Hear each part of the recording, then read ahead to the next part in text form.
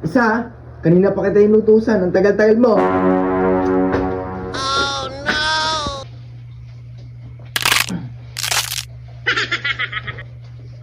Ah, nakapahinga din sa lahat ng gawain. Sana all. Nakakapagpahinga na. Wow.